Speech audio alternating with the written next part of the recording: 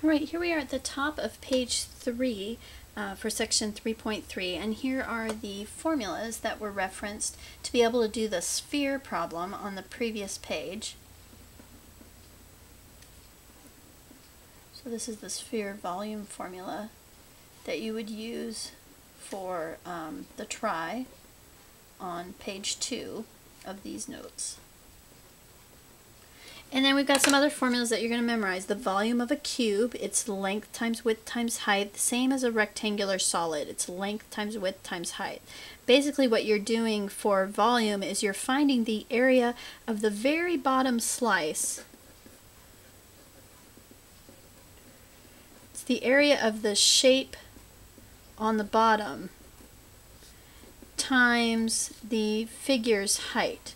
So it's like you're taking a whole bunch of squares and then just adding up all these squares as many times as there are the final height. So it's the area of the square on the bottom times how many you could stack up. So that's where you get that length times width times height. Again, over here, it's the area of the rectangle that's on the bottom here that then you would stack up a bunch of rectangles as many as you had height. So it's area of the rectangle, length times width times the height. So it's as many rectangles as you could stack up in that figure. That's how you find volume.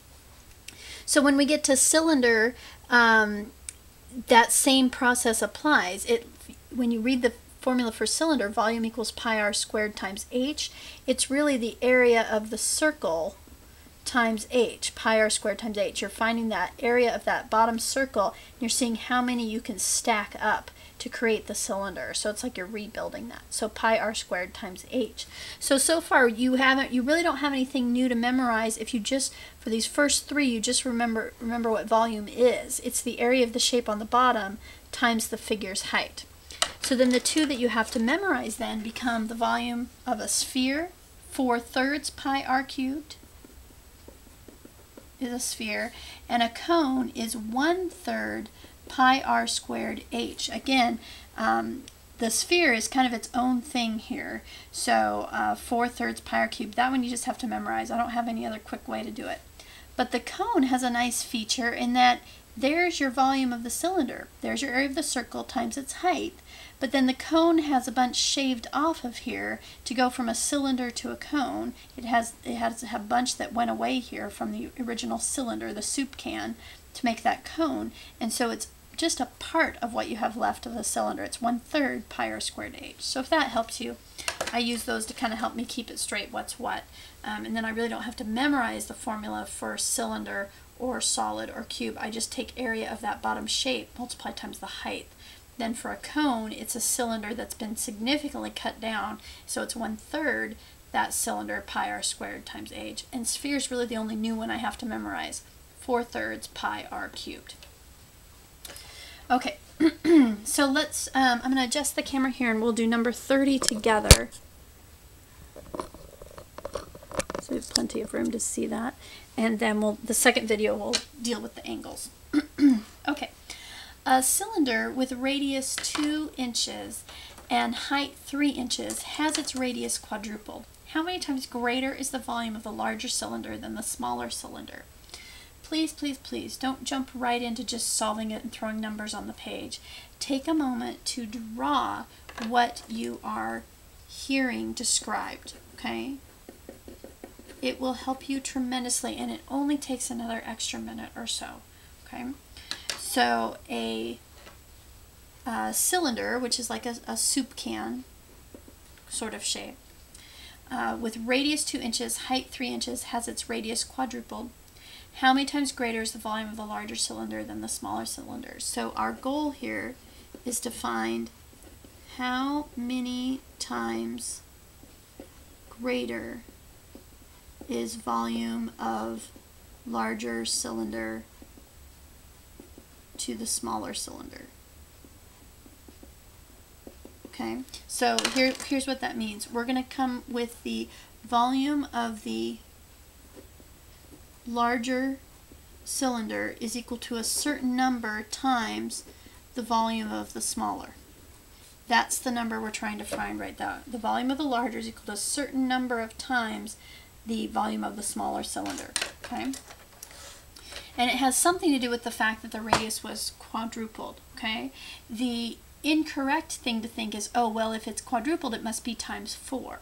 No, let's work this out. It actually turns out to be bigger than that. So let's go ahead and draw this out so we get an idea of what we're doing here. I'm starting with a cylinder, radius 2 inches, height 3 inches. So I'm going to go ahead and draw that here.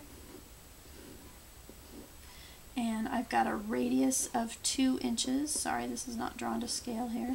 And a height of 3 inches.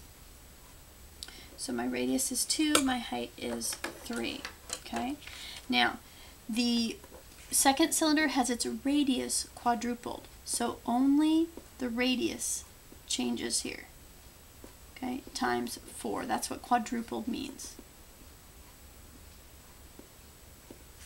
So same height as before, but now the radius is bigger. So the radius is now going to be 2 times 4, which is now going to be 8 inches. But the height stays the same. The height is still 3, and again, this is not to scale. So now what we need to do is we need to find the multiplier here. We need to find the volume of the smaller and the volume of the larger. So I'm going to go ahead and find the volume of the larger, and I'm going to go ahead and find the volume of the smaller and see what the difference is. Okay. And it's going to be equal to some sort of multiplier, some sort of value that we're trying to find. Okay, x times something. That's the piece we want to know. How many times greater is the larger than the smaller? So the volume of the larger is going to be area of the circle times the height, so it's pi r squared times h. So in the larger, that's going to be pi times 8 squared times 3, and that's going to be equal to that x value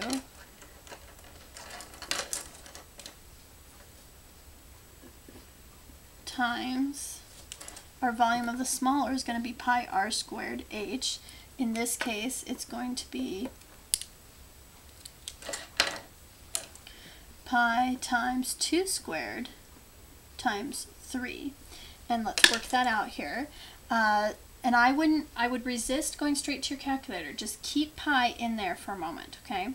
So 8 squared is 64. 64 times 3 is 192. So I've got 192 pi is equal to what we're trying to figure out, the multiplier, x, times pi times 2 squared times 3. That's 4 times 3. That's 12 pi.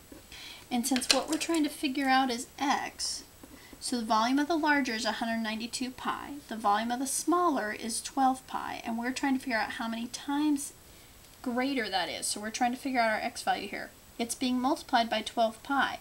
I can get rid of that, get x by itself, by dividing both sides by 12 pi. The pi's are going to cancel out, so there was no reason to quickly run to our calculator just because pi is involved, okay? 192, or pi's cancel out, and 192 divided by 12 gives you 16, which means that the volume of the larger is 16 times greater than the volume of the smaller. So it's 16 times greater. Which makes sense because we quadrupled the radius, and in a volume formula the radius gets squared. So it had a factor of 4 that then got squared to give you that 16 times greater. Alright, so that shows you what you can do with those types of problems. Read them carefully, draw them out. So you do have to do some translating to figure out what it is you're trying to find, okay? And then plug in the pieces they give you and work from there. I'll see you at the next video, the bottom of page 3, and we'll talk about angles and triangles. Good job.